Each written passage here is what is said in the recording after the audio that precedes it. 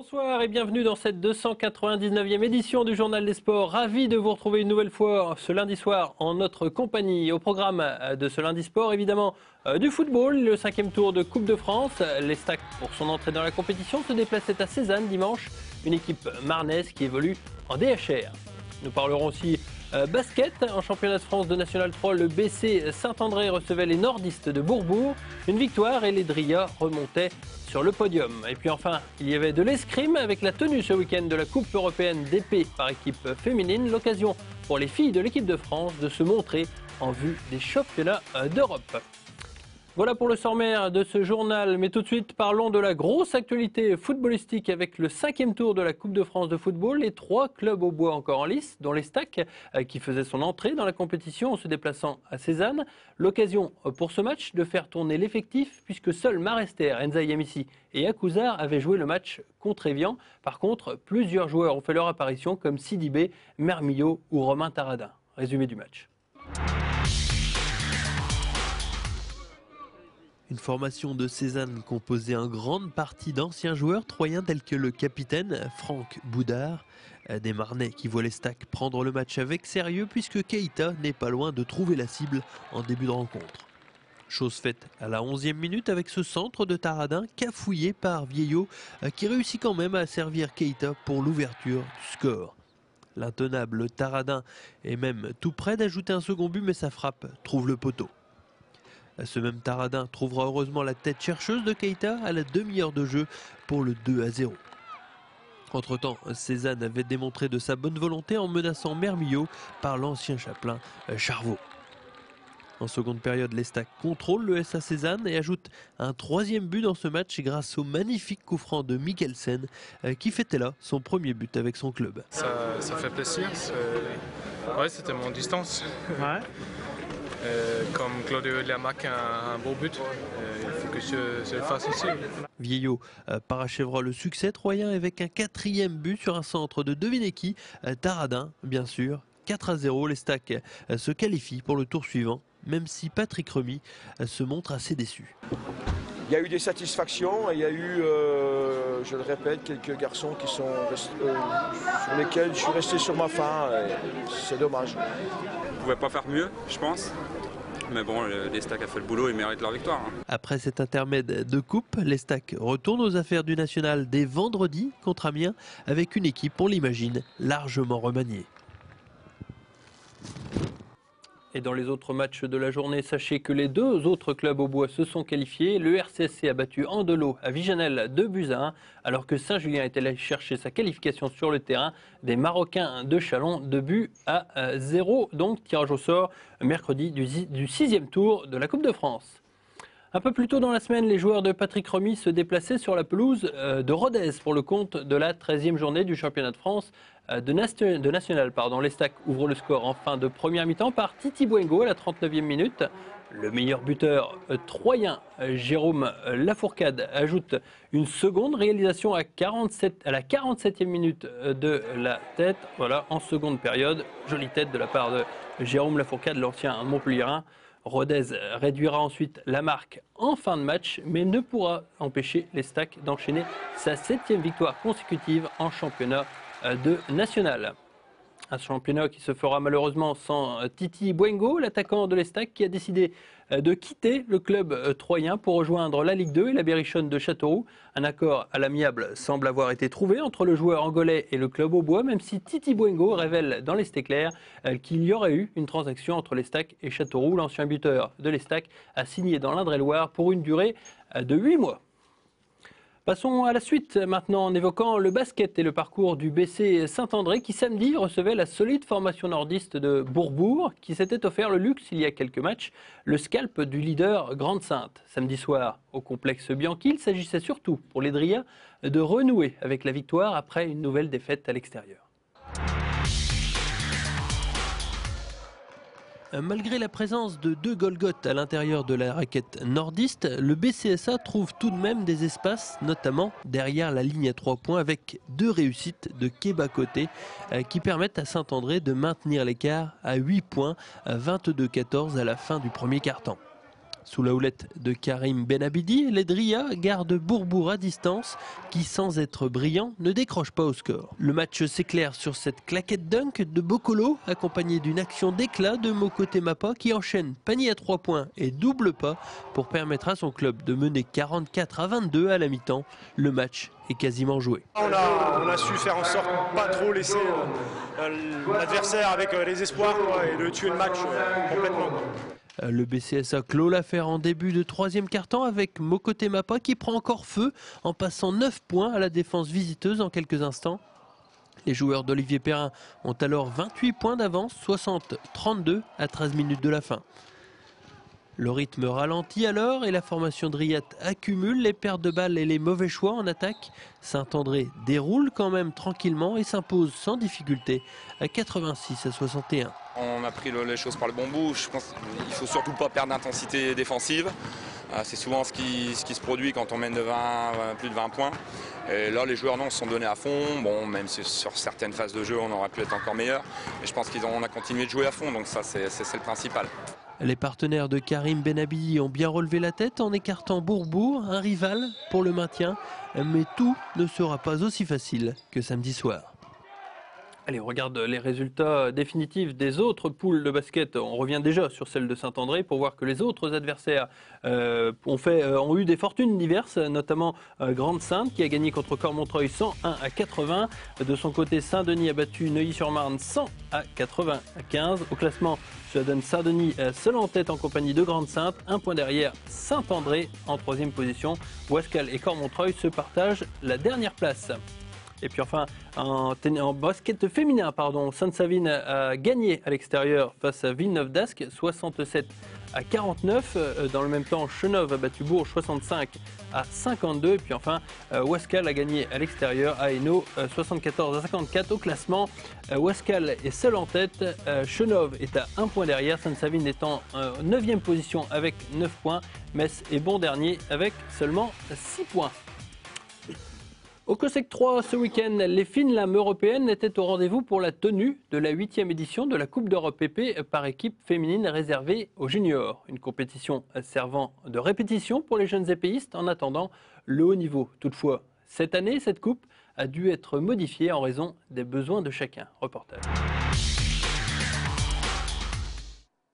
Ordinairement, l'épreuve de coupe européenne par épée féminine a lieu en novembre. Mais voilà, cette année, les organisateurs ont dû faire face à des difficultés, ce qui les a conduits à déplacer l'épreuve. Ce changement de date est lié à un calendrier surchargé concernant les cadettes, les juniors, les circuits français, les compétitions internationales, le calendrier des étrangères aussi qui viennent habituellement chez nous. C'est la raison pour laquelle on a avancé un peu les épreuves. En plus, les Allemands participent à un championnat d'Europe qui a lieu très prochainement. Donc la France n'y participe pas, donc ils voulaient que ça se situe avant. Et en fait, ça a compliqué un petit peu les choses. Pour l'année prochaine, on va s'y prendre un petit peu différemment. Un changement de date qui a engendré beaucoup d'absences au sein du tournoi. Les formations suisses et italiennes habituellement invitées n'ont pas fait le déplacement. On pouvait alors craindre un manque d'opposition pour les équipes de France et d'Allemagne. Non, ça n'a pas gêné, on s'adapte sur notre plan de travail par rapport aux compétitions. Ce qui est important ici, c'est entre guillemets une revue d'effectifs. On fait venir des équipes jeunes, on est là pour les former, donc on fait venir des équipes étrangères, voilà, c'est ça l'intérêt. Donc on remercie toujours notre cher maître Dominique Declaude de nous accueillir dans sa ville et dans son club pour organiser ça. Pour le futur, le 3 Gymnique envisage de réfléchir à une nouvelle date qui convienne à tout le monde et n'exclut pas aussi de faire appel à d'autres nations. Jusqu'à présent, on a toujours travaillé avec des équipes qui étaient choisies pour la qualité de leur escrime et le niveau de leur escrime. Ça change dans certains pays. Il y a des pays, c'est difficile de les faire venir parce que financièrement, c'est quand même coûteux. Donc nous, on prend beaucoup de choses en charge, mais il y a aussi le déplacement. Il est fort probable que l'on fasse appel à des équipes qui sont en train de progresser, comme la Belgique qui m'a sollicité, qui sera très probablement là l'année prochaine. On verra d'autres. J'ai aussi quelques contacts au Canada aussi, parce que j'étais au mois de mai et on a évoqué éventuellement. Donc ça sera peut-être plus appelé Coupe européenne, mais pourquoi pas une équipe du Canada qui viendra ici à Troyes. Donc c'est évoqué et j'espère que ça se fera. Une coupe européenne qui s'avère être une bonne préparation pour ces juniors qui lorgnent déjà sur les championnats d'Europe très proches.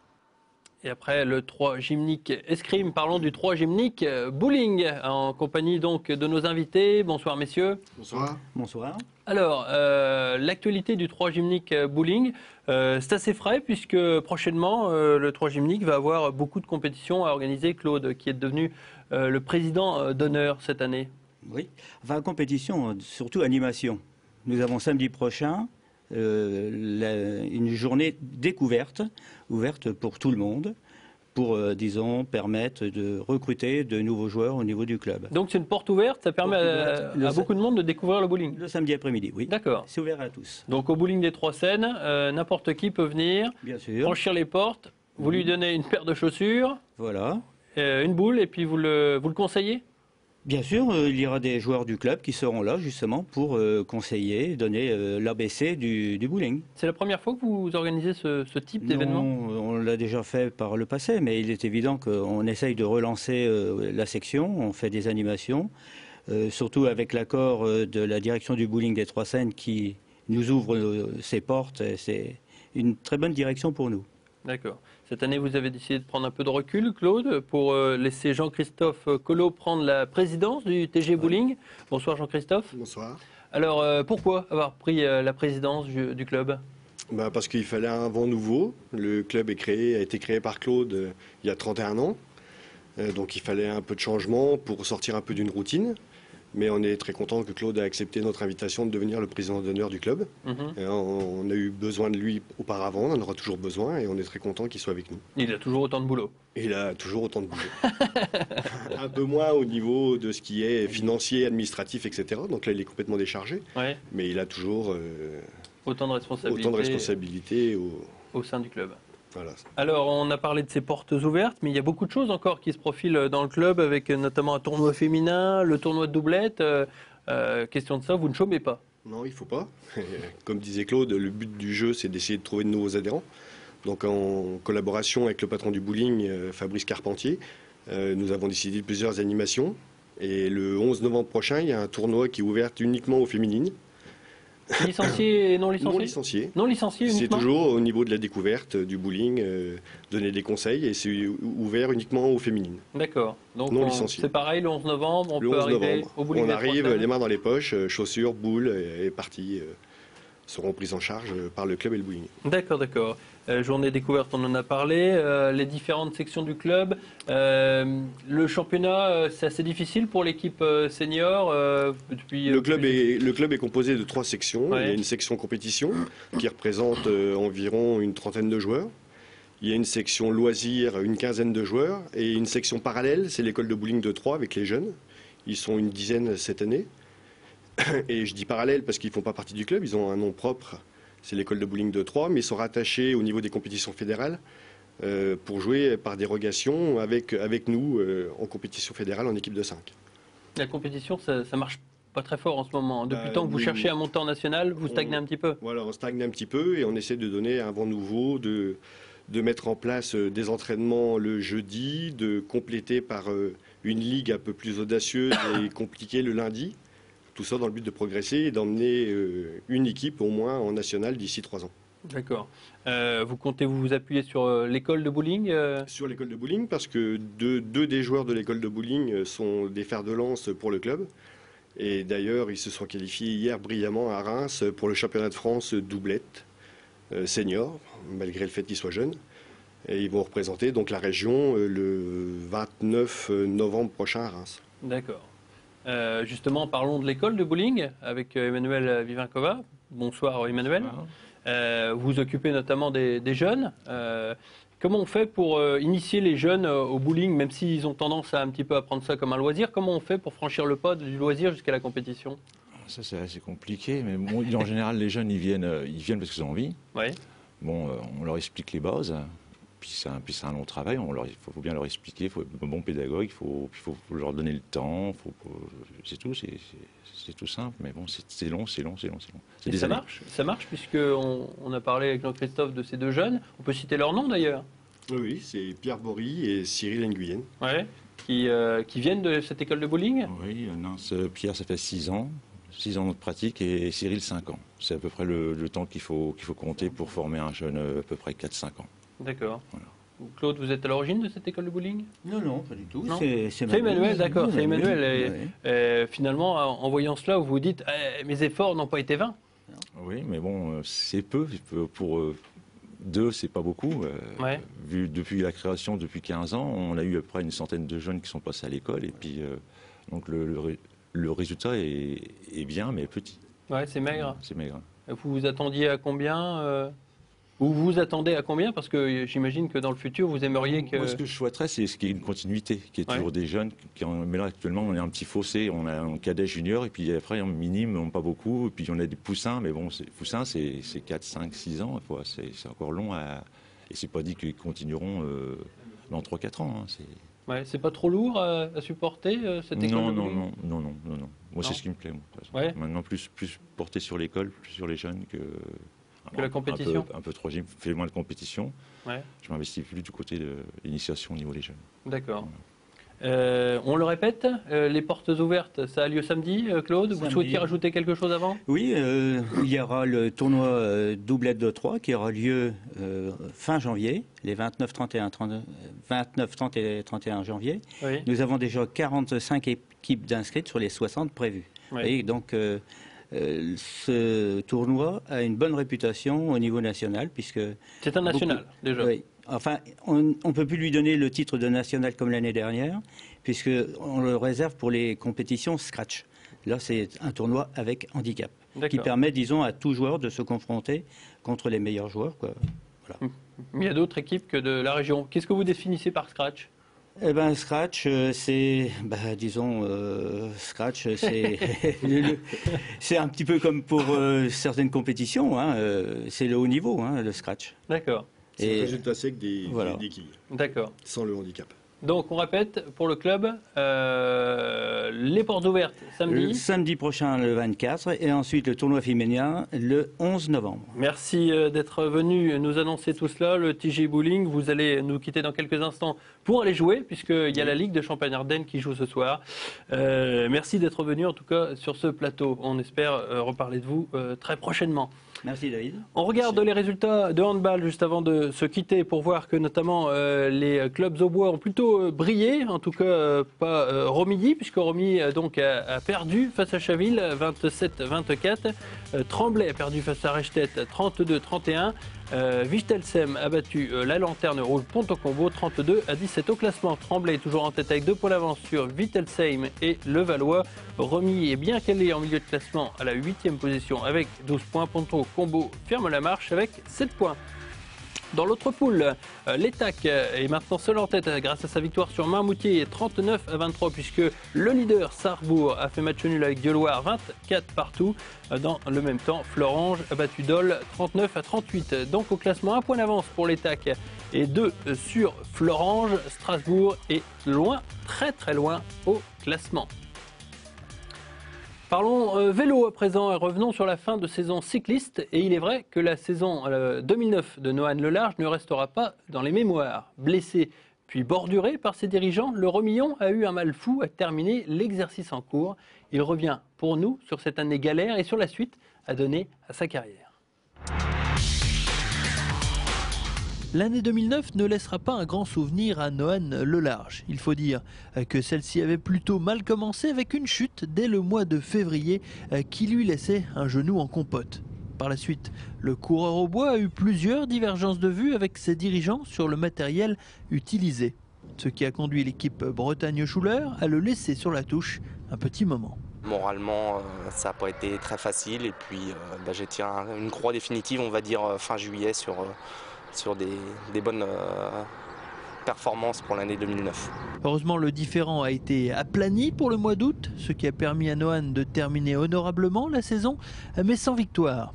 Du coup, pour mieux se relancer, le Romillon a prévu de couper moins longtemps en hiver et d'être prêt plus tôt. Je vais essayer de passer un bon hiver, bien figuré sur Paris 3, parce que c'est sûrement la dernière fois que je vais le faire, donc si je pouvais accrocher un nouveau podium, ça me ferait plaisir. Et puis après, tout ce qui sera bon à prendre, je le ferai. Mais être en pleine en pleine possession de mes moyens, on va dire, pour le mois de février, mars et avril, ce serait déjà très bien. Ce sera sûrement la dernière année probablement pour ce garçon de 34 ans qui a encore une année de contrat dans l'équipe bretonne. Sa reconversion professionnelle et sportive est déjà prête. J'y pense un petit peu, ouais, je pense que j'irai travailler dans les vignes auprès de ma mère. Mais dans le vélo Dans le vélo, oui. Je pense que je prendrai 1 an ou 2 avec un petit peu de recul pour passer des week-ends à la maison. Et puis après, je pense encadrer des jeunes dans l'agglomération troyenne. Mais avant cela, le coureur au bois espère bien finir en beauté avec, on l'espère, un dernier beau baroud d'honneur sur Paris 3. Allez, on revient en plateau avec notre invité donc de cette fin de journal, Patrick Combe, qui revient tout droit des championnats du monde de badminton qui se disputaient à Punta. Oh, je crois que j'y arriverai. Punta Umbria, voilà, qui est en Espagne, près de Séville, je crois. Ah, beaucoup plus bas, on a les pieds dans l'eau. D'accord, ces championnats du monde vétérans. Alors comment ça s'est passé, Patrick? Une superbe expérience, vraiment magnifique. Comme tu es venu me voir dans la salle, tu m'as demandé si je connaissais bien le niveau. Je dis non, je connais pas. Et à l'arrivée, on descend de l'avion. Tout ce qu'on sait, c'est qu'on est champion de France. On a une séance d'entraînement, on joue contre des V2 dans français mixte. On prend un set, on perd un, donc confiance, honorable, on était contents. Et puis il y a mon collègue de double qui arrivait un peu plus tard dans l'après-midi, on avait un autre créneau d'entraînement. Et là on est retourné et sur notre terrain il y avait deux petits Thaïlandais à 1m60 qui ressemblaient à rien, mais ils voulaient partir, on a partagé le terrain parce que nous on voulait juste taper un peu comme ça. Et puis au bout d'un 5-6 minutes ils nous ont dit on fait un match quoi. Ouais. On a dit oui et puis on s'est rendu compte que c'était le haut niveau quoi. Ouais. On savait pas qui c'était et après s'être renseigné, on s'est aperçu que c'était la tête de série 2 et puis à l'arrivée il gagne le tournoi. D'accord. Donc c'était du lourd. C'était du lourd. Donc on a pris de face la réalité des choses et ça nous a finalement fait beaucoup de mal sur le coup, mais beaucoup de bien par la suite. C'est-à-dire qu'on pouvait avoir rien de pire par la suite. Donc on a joué très détendu et on a joué vraiment à 100% de nos capacités, sans stress, sans aucune pression. Donc c'est comme ça qu'on joue le mieux. Et quels sont les résultats de ce tournoi dans les diverses catégories ? Pour moi, pour vous, pour ma femme, en simple dame, elle perd contre une Danoise qui fait 2 têtes de plus qu'elle. En double homme, on tombe contre une équipe japonaise. Un petit peu de regret parce qu'on fait un bon match, on fait 14 et 15, 25 minutes. C'est correct, mais on a le sentiment qu'on pouvait faire mieux. On a très mal défendu, donc c'est pas passé. Ouais. Bon, ces mêmes Japonais passent 3 tours. Nous, de côté du mixte, notre meilleure chance et meilleur tableau sur le premier match, on avait une équipe française. Donc là, très peu d'inquiétude pour nous, vu déroulement du championnat de France. Par contre, après, on avait la tête de série 4, les Allemands. Là, c'était du costaud. Malgré tout, on a fait un bon match. Ces Allemands qui par la suite on l'apprendra sont à eux deux ont fait 5 médailles. D'accord. Donc très difficile pour marquer un point. Ouais, donc de toute façon vous le saviez avant même le début du tournoi, ce sera difficile. Ça sera difficile et à chaque niveau, à chaque tour c'était beaucoup plus difficile et les Allemands qui nous ont battus ont eux-mêmes pris j'allais pas dire une correction parce que c'est pas ça, mais se sont fait largement battre par des Anglais, donc le niveau était vraiment très élevé quoi. Donc vous retirez que de beaux souvenirs puisque la compétition c'est que du bonheur. Ouais. Déjà le site, tous les jours on a pu voir d'excellents matchs de 9h à 21h le soir sans arrêt. Il y avait environ 700 joueurs, 40 ou 45 nations. Le défilé pour l'ouverture avec tous les drapeaux, des chevaux devant, vraiment un très beau souvenir. Et l'occasion de jouer aussi avec une vraie opposition cette fois-ci. Exactement, de vraiment puis d'échanger parce que les techniques de jeu sont pas du tout les mêmes. En France, on dit en double, on lève pas le volant parce qu'on va se prendre un match. Et eux, en fait, on s'aperçoit que quand ils ont trouvé le point faible de l'équipe adverse, c'est-à-dire un des deux joueurs qui est toujours un petit peu moins fort ou un petit peu plus vieux, plus âgé, enfin qui supporte moins un peu les échanges, il est mitraillé en permanence. Et on le fait jouer jusqu'à ce qu'il meure quoi. D'accord. En France, jamais on lève le volant parce qu'on se dit c'est fini. Notre culture. Eux, ils savent défendre. Nous, on sait pas défendre finalement. Ils font courir l'adversaire jusqu'à l'épuiser. Nous, on commence à finir de jouer quand on a joué 5-6 coups. Eux, ils commencent à jouer quand ils sont à 10 coups quoi. Donc, physiquement, c'est imbattable quoi. Donc tout ça, ça donne envie de redevenir champion de France et de repartir au championnat du monde. L'année prochaine, il y a championnat de France. Après, on a, si on se qualifie, et encore le système de qualification va changer. On ne sait pas ce qu'il est pour aujourd'hui. Il y a les championnats d'Europe en Irlande. Donc c'est pareil, on ne connaît pas très bien la date, mais ça sera après les championnats de France de toute façon. Et en 2012, il y aura de nouveau les championnats du monde au Canada. Toujours pareil, il faut encore se qualifier. D'accord. Merci Patrick en tout cas d'avoir fait le récit de cette aventure au championnat du monde de badminton qui se déroulait donc en Espagne, on ne dira pas la ville parce que je ne m'en souviens pas, mais merci en tout cas d'être venu sur ce plateau pour nous conter donc cette aventure. Merci beaucoup. Merci David. Allez, on regarde l'agenda du week-end prochain, du week-end sportif bien sûr, qui commence dès vendredi avec l'Estac qui reçoit Amiens au Stade de l'Aube. C'est à partir de 20h. Le lendemain, la réserve de l'Estac cette fois-ci accueille Thionville. C'est toujours au Stade de l'Aube et c'est à partir de 15h. Le même jour, mais le soir cette fois-ci, l'équipe de Sainte-Maure 3 en National 2 de handball féminine reçoit Épinal à 20h, et non pas 20h30, au gymnase du lycée agricole de Sainte-Maure. Et puis enfin, pour terminer, le dimanche 25 octobre, Romilly Handball en National 3 accueille Rechtet. C'est à 16h et c'est à la salle Bardin-Gousseret.